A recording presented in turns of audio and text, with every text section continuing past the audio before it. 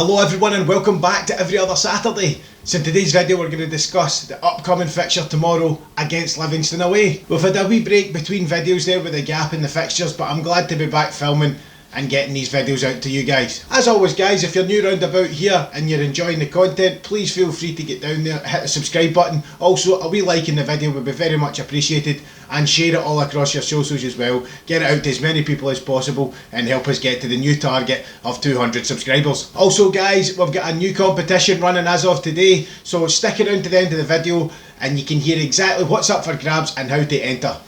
But let's not waste any more time and get driving straight into today's video. Every other Saturday's my half day off, and it's off to the match I go.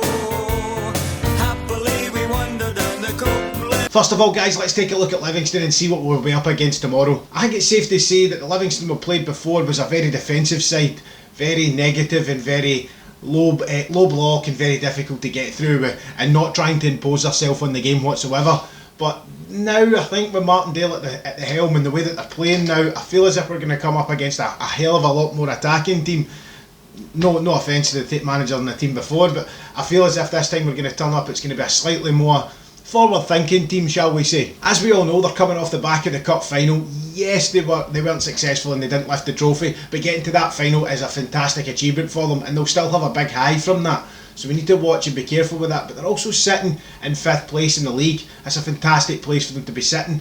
They're just behind Aberdeen. They've got 2 games in hand, but they're only 8 points behind. So they're starting to think that trying to get a wee bit of momentum towards the end of the season could hopefully get them to leapfrog Aberdeen and get into that coveted European place. This is a very, very well disciplined, it's a better shaped team that we've played before as well. So not getting out there and grabbing the game by the scruff of the neck like we've done in the previous games, including Europe, not getting out there and doing that could be detrimental to us. So we need to get out there and watch them from the get-go, because yes, they've had a bit of a kind of spotted run of form with some draws and losses here and there, but I still feel as if they've got a wee bit more in their tank, and I feel as if they've got something to offer, especially with them being at home, to make it a wee bit more difficult for us just to walk through and take these 3 points. Because as I say, playing for this 4th place possibility, it gives them a big target to be fighting for towards the end of the season, so we can't be taking anything for granted tomorrow. Team news from the Lions: they will be without Scott Robinson, Alan Lithgow,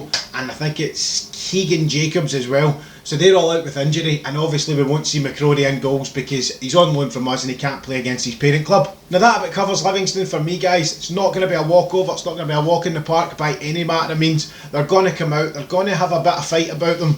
They're trying to get this kind of 4th place. There's a target for them to hit, so we need to be doing our due diligence tomorrow. We need to guarantee the start of the game is taking control and keep that tight midfield that we've had before, and I'm sure we'll be fine. But now let's take a look at Rangers and see what we'll be bringing to the Tony Macaroni tomorrow.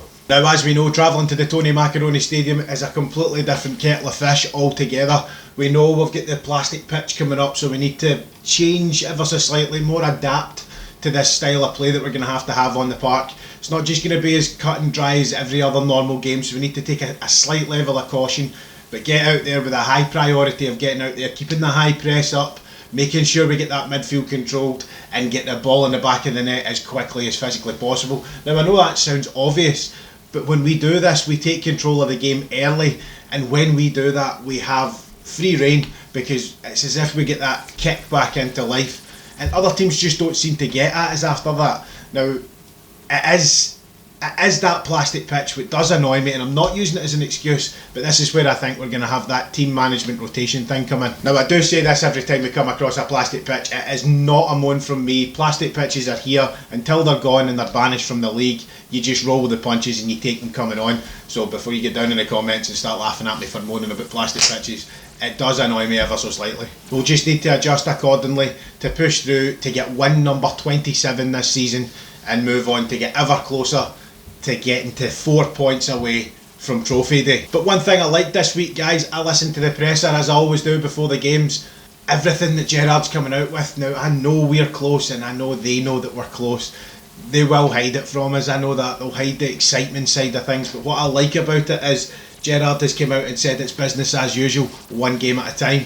Now we all know what this means and we all know how close it is, but I like this level of focus that we seem to be coming out from.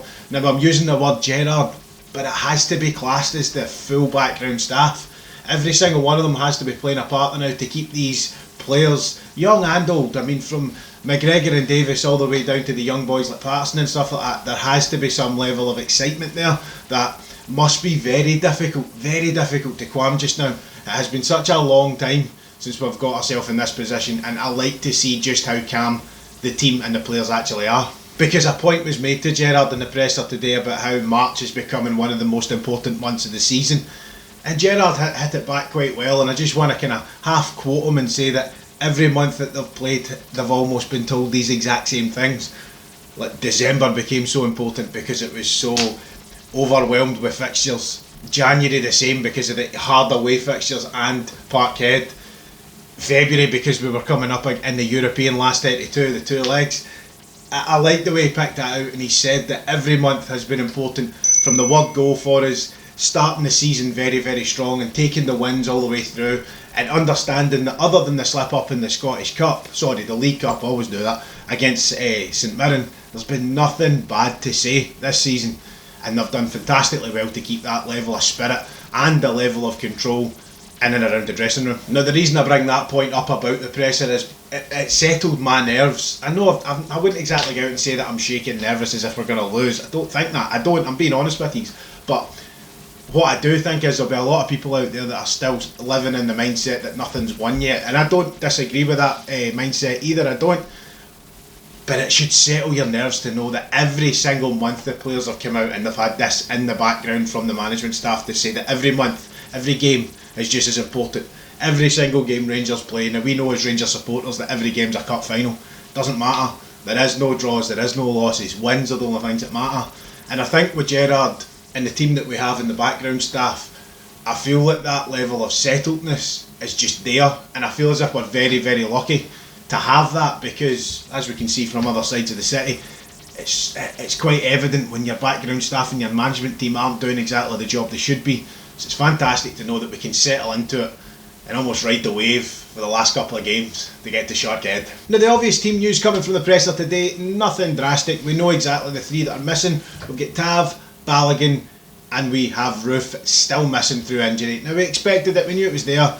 So having Balogun there, we know that Patterson will now be able to step up. There's no bans or anything like that coming from the SFA just quite yet, so we'll see exactly what happens. Another thing just to touch on as well, nothing coming out of the SFA but bans for these 5 players. Now I know that it's happened before with people breaking COVID rules and the bans coming out, but we're also looking at the side that no bans were dished out for Dubai, and that was a massive breach as well. So we'll see what happens with that, but I'm glad that Patterson's getting back on and playing again, because he was fantastic in Europe through the week there. Now with all that being said though guys, let's dive into my favourite part, the prediction side of the video, and let's take a quick look at the possible starting 11. First of all, in goals we've got Safe Hands McGregor, the back 4 consistent of Goldson with the armband, partnered alongside Hollander, with the 2 European scorers Barisic and Patterson.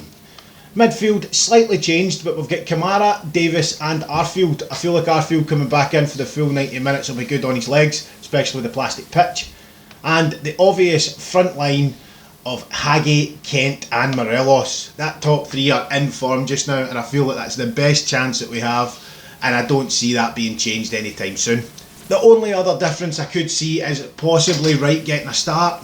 I think it's more likely he'll come from the bench, to be honest, but I'd like to see him get some more minutes than he's had before, so we'll see about Wright. Now guys, let's jump over and take a look at the score predictions from you guys. Once again, as you can see, we have a massive confident bunch. Even only a few of yous out there that are looking as if we're going to concede, which is a fantastic sight. Looking at it, we've got Scott Morris going for a 3-1, we've got Ross McKenzie going for a 2-0 and Lee Havlin going for a 3-0. So as you can see, quite varied, but it's very overwhelming in the feeling of victory, which I do like to see, and I think I'm going to have to share that sentiment with you as well. My score predictions though guys, I think I'm going to follow along beside you. I think I'm going to go for a 3-0 win. I feel like as long as we do exactly what we've done in the last couple of games, keeping that momentum going with the strength in the midfield and taking a grip of the game early, I feel that we'll get out there and we can do the business. With the top 3 running the way they're going as well, you've got Kent, Morelos firing the balls back in the net, which is fantastic to see, and Hagi falling on beside them. I'd like to see him get a goal. I don't think he will, but I'm going to go for a 3-0 win, and I'm going to go with Morelos, Kent and Arfield getting all 3. And that kind of wraps up the preview part of today's video. But as I say guys, get straight down in that comment section below. Let me know exactly what you're thinking. Let me hear your comments, let me hear your score predictions, and let's see what you think about lineups as well. Do you think Livingston are going to come out? Do you think they're going to be settling back in again? Or do you think Martindale's going to come out and give them an attacking form? So let me hear your thoughts. But before we go now guys, let's dive into the competition and see what is available. So as you know guys, YouTube doesn't pay just quite yet, but just a wee give back from myself to use for a thank you for watching, and let's see if we can get some more subscribers coming in as well. So the prize today is going to be a personalised mug and or pint glass for yourselves. So you'll have the Rangers crest on the front and your name and 55 on the back. You can have that on a glass or you can have it on a mug, it's up to yourself. All you need to do to win though is you need to get down in the comment section below, comment your name, tell me where you're from. I want a wee like on the video and a subscribe if you've not done so already as well.